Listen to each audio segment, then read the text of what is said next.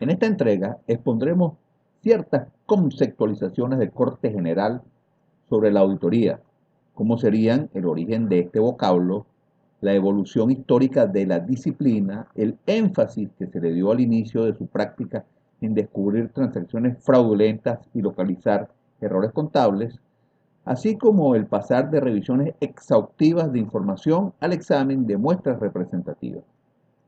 Una vez desarrollado lo anterior, pasaremos a precisar lo relativo a la auditoría interna, basándonos en la definición de la misma por parte del The Institute of Internal Auditors, y lo cual será el punto pivote para el desarrollo de los posteriores episodios sobre esta temática. Comencemos entonces.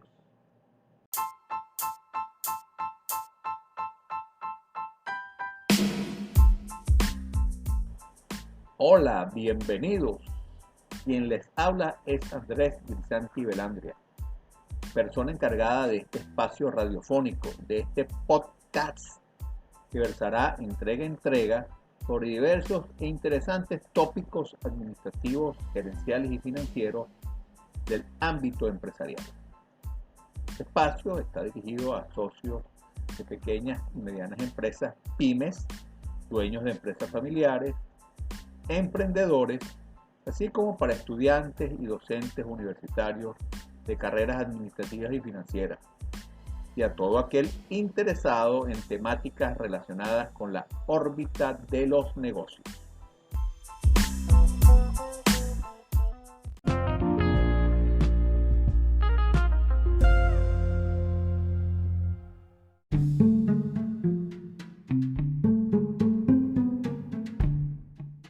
Episodio número 21, Auditoría Interna, entrega 2 de 6, conceptualizaciones necesarias. Nociones generales sobre la auditoría. La raíz etimológica del vocablo auditoría proviene del verbo latino audire, que significa oír.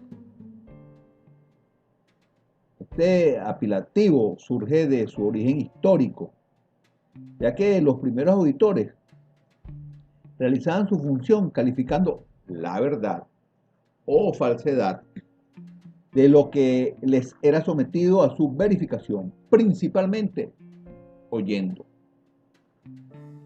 En este mismo sentido, habría que señalar que el significado de la palabra auditor era el que escucha,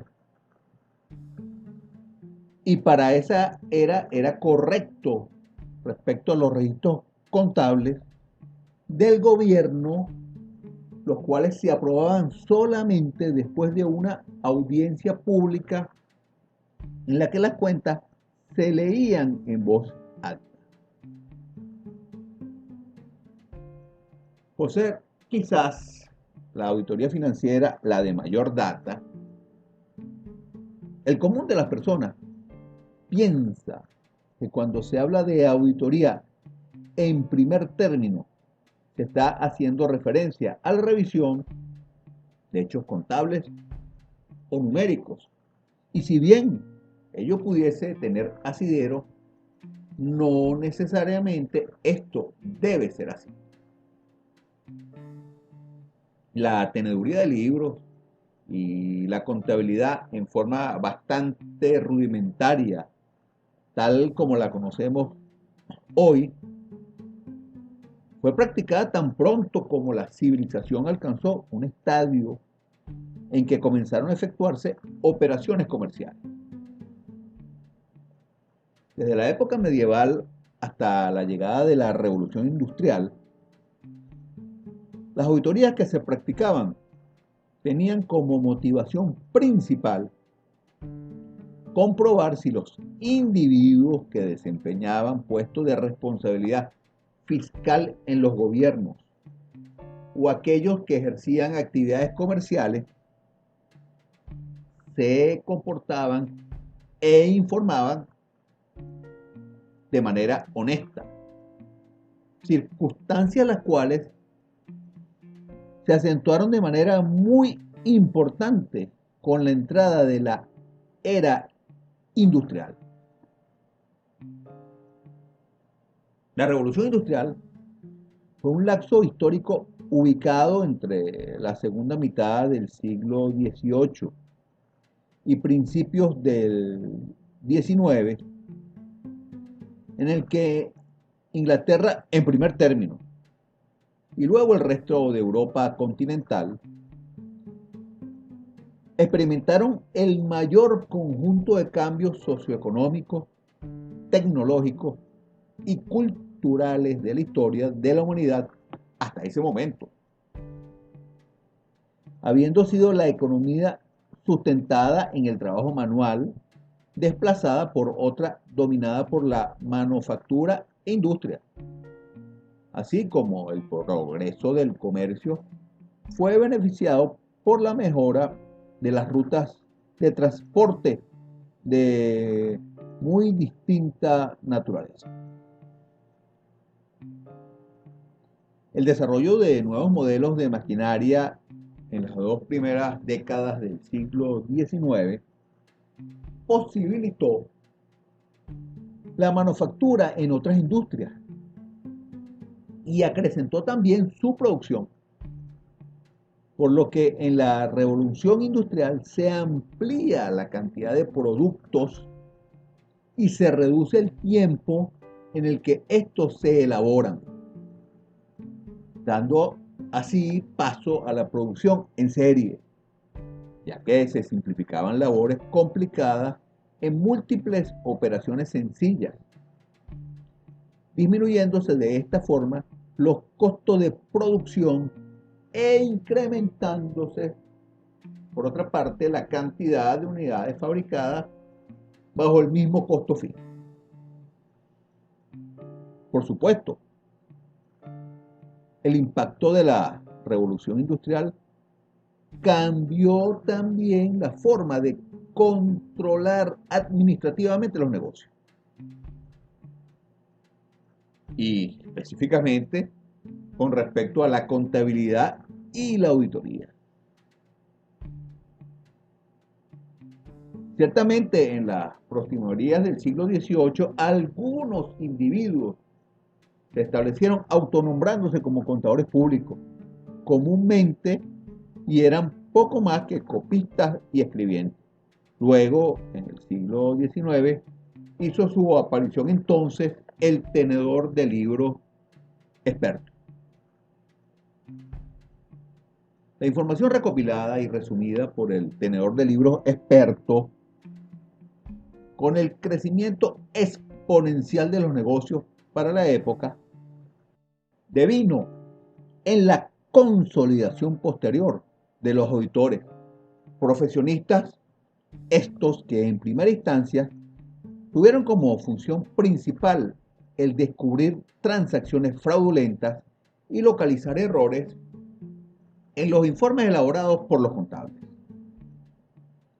Si bien en justicia ello en primera instancia pudo haber sido cierto, con los cambios industriales y tecnológicos que han experimentado las organizaciones empresariales hasta nuestros días, la auditoría se ha convertido en un servicio que aporta el valor agregado de la credibilidad de la información, tanto internamente para los dueños de las empresas, así como para efectos de los terceros que depositan confianza en la razonabilidad en la actuación de la gerencia de la compañía, siempre y cuando la misma haya sido auditada.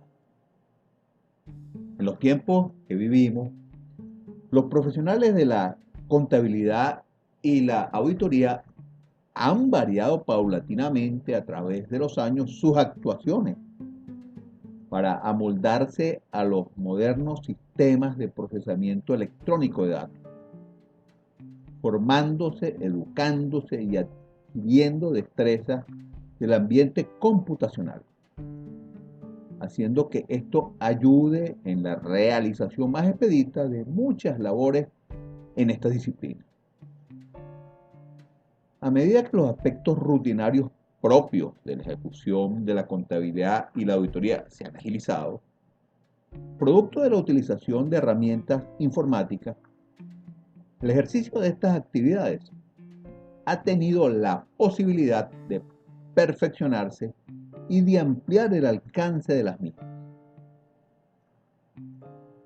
A grandes rasgos, y según definición general dada por la Real Academia de la Lengua Española,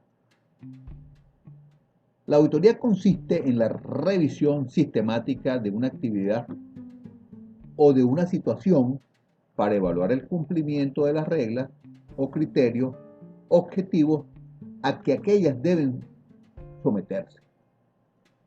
En adición a lo anterior, la auditoría puede definirse en términos un poco más específicos como un proceso sistemático para conseguir y valorar de forma objetiva las evidencias referidas con información sobre actividades económicas y otros acontecimientos relacionados, cuyo propósito se fundamenta en establecer el grado de correlación del contenido informativo con las evidencias que le dieron origen, así como también determinar si dicha información se ha preparado de acuerdo con los principios dispuestos para el caso. Sobre la anterior definición, resulta importante destacar lo atinente al proceso sistemático, queriendo esto significar que en toda auditoría debe existir una serie de procedimientos lógicos y organizados que el auditor debe observar para la recopilación de la información que requiere para expresar su opinión sobre el asunto examinado. Sin embargo, es necesario señalar que estos procedimientos variarán de acuerdo a las circunstancias y características que presente cada entidad, lo cual no significa que el auditor no deba dar cumplimiento a los estándares generales establecidos para el desempeño profesional. Las auditorías pueden ser hechas por muy distintos fines y necesidades.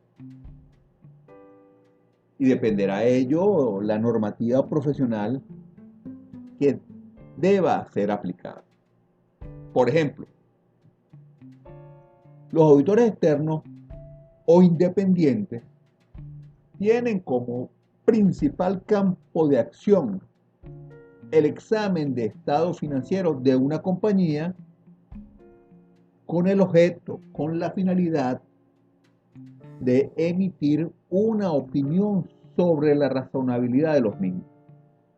Y a tales efectos, existen unas normas internacionales de auditoría desarrolladas y aprobadas por el Consejo de la Federación Internacional de Contadores, IFAC, IFAC, por sus siglas en inglés.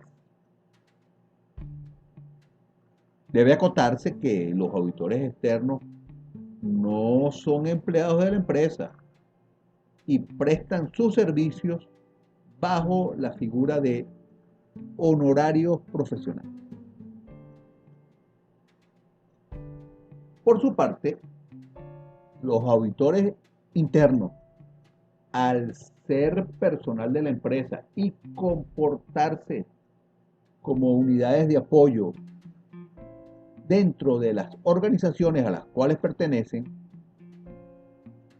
si bien también pueden hacer trabajo sobre asuntos financieros y contables, tal cual como hacen los auditores externos, los auditores independientes, sus labores igualmente pueden ser dirigidas al estudio y evaluación de aspectos gerenciales u operativos de la compañía, con el objeto de proporcionar valor agregado y mejorar la funcionabilidad dentro de una entidad.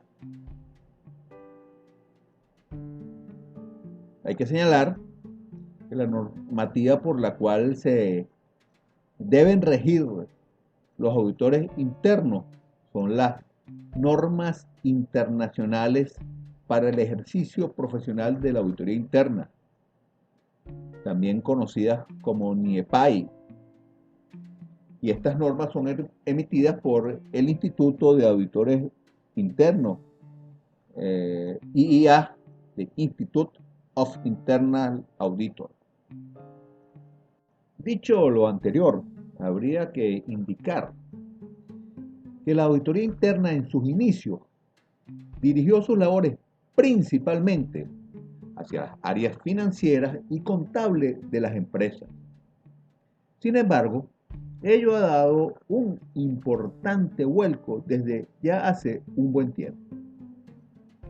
Y esta importante función en las organizaciones comprende el estudio y evaluación de un amplio espectro de actividades operacionales de muy diferente naturaleza, desarrollando una extensa gama de servicios de aseguramiento y de consulta. En verdad, en los años recientes se ha presenciado un gran aumento de la cantidad de compañías que han instaurado la unidad de auditoría interna dentro de sus organizaciones. Ello debido principalmente a la mayor complejidad de las actividades económicas, así como un significativo despliegue de las compañías en su ámbito nacional e internacional. The Institute of Internal Auditor define la auditoría interna de la siguiente manera. La auditoría interna es una actividad independiente y objetiva de aseguramiento y consulta concebida para agregar valor y mejorar las operaciones de una organización. Ayuda a una organización a cumplir sus objetivos, aportando un enfoque sistemático y disciplinado para evaluar y mejorar la eficacia de los procesos de gestión de riesgo, control y gobierno. De esta definición interesa resaltar lo atinente a que la auditoría es una actividad independiente. ¿En qué consiste esa independencia? Si bien es cierto, los auditores internos, por regla general, son empleados de la compañía donde prestan su servicio, a menos que esta actividad sea prestada vía outsourcing, dicha independencia se refiere a su libertad y autoridad para ejercer su labor dentro de la organización. Esto es, esta independencia es una independencia funcional, una independencia operacional. En este sentido, habría que señalar que la independencia se refiere a la capacidad de los auditores internos para llevar a cabo sus funciones sin ser influenciadas o restringidas por aquellos de quienes dependen administrativamente o a quienes están auditando. Si la independencia de una función de auditoría interna es cierta, condición esta indispensable, la solidez de esta unidad se basará en los atributos y desempeño del departamento y de las personas que ejecuten el trabajo.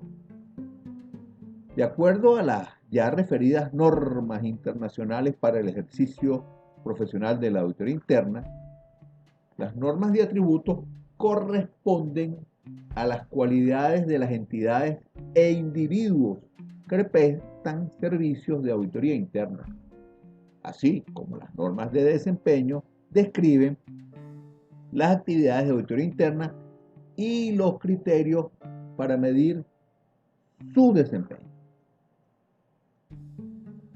Hasta aquí dejamos esta entrega relativa a las conceptualizaciones necesarias sobre la auditoría en general, así como de la auditoría interna en particular.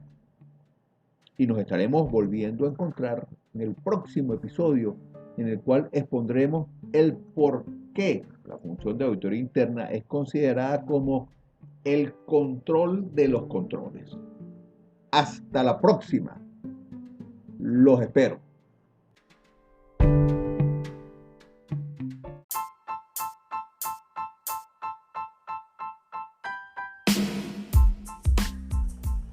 Estimados audioescuchas, muchas gracias por su atención. Quien les habló, Andrés Grisanti Belantria, responsable de este espacio, Reflexiones Administrativas, Gerenciales y Financieras, espera que el contenido difundido haya sido de su utilidad.